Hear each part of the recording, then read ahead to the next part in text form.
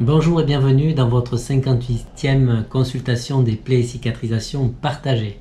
Cette semaine, je vous propose 4 cas cliniques de troubles trophiques sous forme d'insuffisance veineuse. Je profite pour vous stimuler, pour aller voir le replay du webinaire auquel j'ai participé mardi dernier sur le thème de l'utilisation de nouvelles hydrofibres Lexufiber dans le cadre de prise en charge de plaies exsudatives.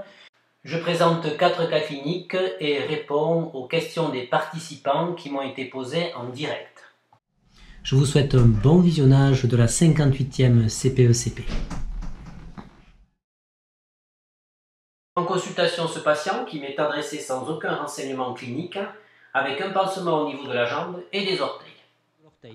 Donc ça fait combien de temps que les infirmières font les pansements, monsieur? Une quinzaine de jours, par là. Une quinzaine de jours.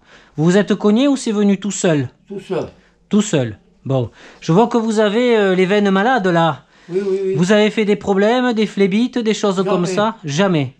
On vous a opéré des varices, peut-être, hein? On va parler des varices, oui. On vous a opéré des varices. Ok. Alors, sur cet orteil, qu'est-ce qu'on a? Une kératose, c'est tout. Juste là. Alors, ici, on a un super absorbant qui est, ma foi, imbibé, pas saturé. On vous l'a fait quand, ce pansement, monsieur? Ce matin. Ce matin. Et nous avons, donc là, nous sommes donc ici, un alginate, qui est un algostérile tout sec. Le pansement, quand on vous le met humide ou tout sec? Humide. Ah, très bien. Et donc après, quand on vous l'enlève, est-ce que ça vous fait mal? Non. Bon, parce qu'on l'humidifie, c'est ça?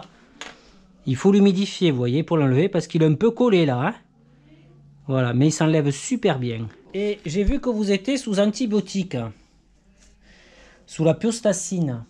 Vous en prenez toujours ou pas? Les mêmes médicaments. Je pas changé. Non, mais la piostacine, vous la prenez ou pas? J'ai vu qu'il y avait un truc de piostacine. Vous le savez pas. Alors, monsieur, ces ulcères, ils évoluent pas depuis 15 jours, ils évoluent depuis plus longtemps que 15 jours.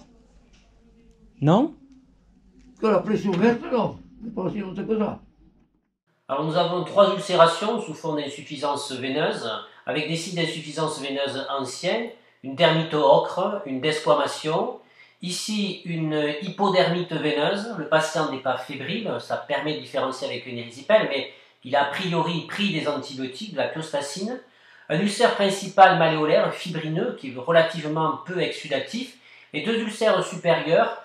Y a-t-il une participation avec une artériopathie oblitérante des membres inférieurs? Le patient n'est pas hyperalgique, hein, mais il faudra quand même faire un échodoppler veineux, certes, mais aussi un échodoppler artérien, ne serait-ce que pour la prise des index de pression systolique, pour savoir si l'on peut mettre en place un système de compression médicale.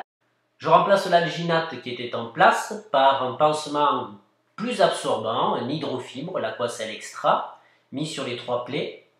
Nous sommes devant un contexte infectieux. La dermite est d'abord traitée par de la flamazine, pommade à base de sulfadiazine argentique, avec un protocole de soins quotidien. Le pansement secondaire sera un pansement super absorbant maintenu par une tubulure. Je vois en consultation un patient dressé par son équipe d'IDE. Première consultation, problématique de gestion des exsudats, retard de cicatrisation, plaie très exsudative, pansement super absorbant en place, mais fuite des exsudats par la partie inférieure du pansement, car le patient vit debout, donc les exsudats se drainent vers la partie inférieure. Je constate la présence d'une plaie sous fond d'insuffisance veineuse associée à une dermite caustique du fait de la stagnation des exsudats. Par ailleurs, il y a une bande mise en place en urgence ce matin par son infirmière. Ce patient est sous Xarelto, il y a eu un arrachement d'une croûte située sur une zone de varice périmalléolaire, à l'origine d'un saignement veineux. L'infirmière a fait un pansement compressif, alors pensez toujours à interposer une interface grasse et pas une compresse directement, car j'aurais pu arracher le caillot néoformé. Voici la zone, là on ne voit pas grand chose, si ce n'est le petit défect qui correspond à la zone hémorragique, probablement. Donc ici, il faut mettre en place un alginate, l'hydrocline. La particularité, c'est qu'il y a une matrice lipido-colloïde micro-adhérente à sa surface. De ce fait, quand on l'enlèvera, on ne va pas arracher le caillot néoformé. La dermite caustique est traitée par l'application de flamazine, pommade à base de sulfadiazine argentique. L'ensemble des troubles trophiques, y compris la dermite caustique, sont recouverts d'une interface neutre afin d'éviter les éventuelles adhérences de ces plaies et de la peau périulcéreuse au pansement secondaire en cas de diminution des exsudats. Le pansement secondaire reste un super absorbant qui doit être mis bien bas en dessous du trouble trophique pour éviter les fuites que nous avons vues des exsudats sur la partie inférieure du pansement. Et là, bien sûr, je vais changer ce pansement et lui mettre un 20 x 40 pour contenir l'ensemble des troubles trophiques. Je vois en consultation ce patient qui m'est adressé pour des troubles trophiques évoluant depuis 1 mois et demi. Je retrouve une tubulure avec de multiples pansements hydrocellulaires mousse, le Mepilex extra mince, qui, au vu de sa saturation, est un peu saturé par la présence d'un exsudat qui n'est pas très abondant. On découvre sous ce Mepilex la présence d'une interface neutre. À l'interrogatoire du patient, cette rougeur évolue depuis une dizaine de jours après avoir mis en place une pommade à base d'acide hyaluronique. Il s'agit simplement d'un eczéma de contact qui va être traité par la mise en place d'une préparation à base de dermocorticoïdes, une interface grasse de type urgotule, neutre, associée à un pansement hydrocellulaire mousse plus absorbant que le pansement qui était en place, de type biatin ou alevin, non adhésif bien sûr. Protocole de soins quotidiens pendant 1 semaine et 1 jour sur 2 pendant une vingtaine de jours.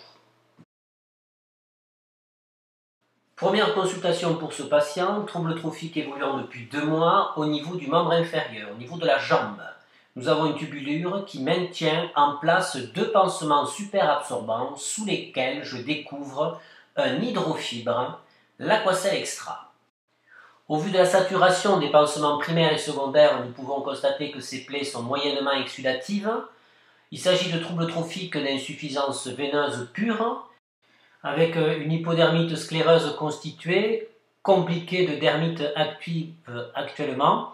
Le patient ne porte pas de bande de compression médicale. Ce patient est hypertendu, dyslipidémique traité, les pouls périphériques sont bien perçus, donc pas d'AOMI sous-jacente. Nous allons pouvoir instaurer la mise en place d'un système de compression médicale. La jambe sera nettoyée par du sérum physiologique ou une douche avec du savon neutre à domicile. La phase aiguë de la dermite sera traitée par la pommade à base de sulfadiazine argentique, toujours mise en place d'une interface pour éviter l'adhérence du pansement secondaire qui sera un super absorbant maintenu par une tubulure. C'était votre 58e CPECP. Merci pour votre fidélité. Bienvenue aux nouveaux abonnés. Et je vous dis à très bientôt pour de nouvelles aventures en plaies et cicatrisation.